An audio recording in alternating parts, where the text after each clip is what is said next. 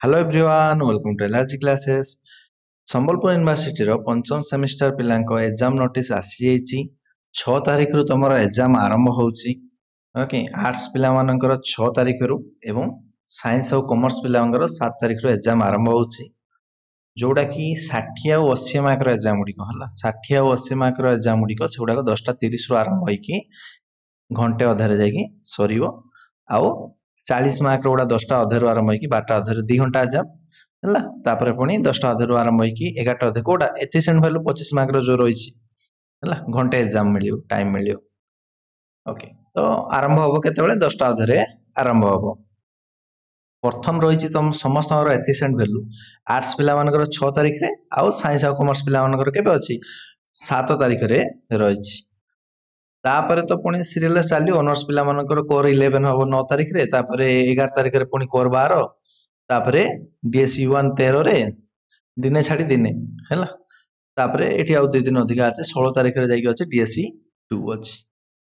ଠିକ ଅଛି, ପାସ୍ ପିଲାମାନଙ୍କର ସେଇ ଅନୁସାରେ ଅଛି।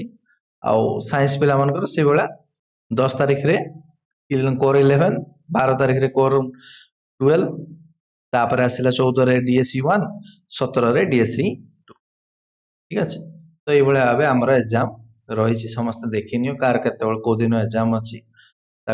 এই পিডিএফ টি মধ্যে তো টেলিগ্রাম গ্रुप রে ଦେଇଦେବି। ଓକେ, ଆଉ ଗୋଟେ ଜିନିଷ ମନେ ରଖ, ଯୋଉମାନେ ମ୍ୟାଥ ନେଇଛ, ଆର୍ଟ୍ସ ନେଇଛ କିନ୍ତୁ ମ୍ୟାଥ ନେଇଛ, ମ୍ୟାଥ କିମ୍ବା ଷ୍ଟାଟିଷ୍ଟିକ୍ସ ନେଇଛ ହେଲା, ତ ସେଇମାନେ କଣ କରିବେ ନା ସାଇନ୍ସ ଆଉ କମର୍ସ ର ଯୋଉ ଦିନ ଅଛି, ଓକେ, ଆର୍ଟ୍ସ ପିଲା ମଧ୍ୟ ମ୍ୟାଥ ଅନର୍ସ ନେଇ ପାରିବ। ତ ସାଇନ୍ସ ର ଯେତେବେଳେ କୋର 11 ଅଛି, ତ ସେଇ ସମୟରେ ତମେ ଯିବ କୋର 12 ରେ, କୋର 12 ଯିବ, DSE 1 ର ସେଇଠି ଯିବ, DSE 2 କୁ ସେଇଠି ଯିବ।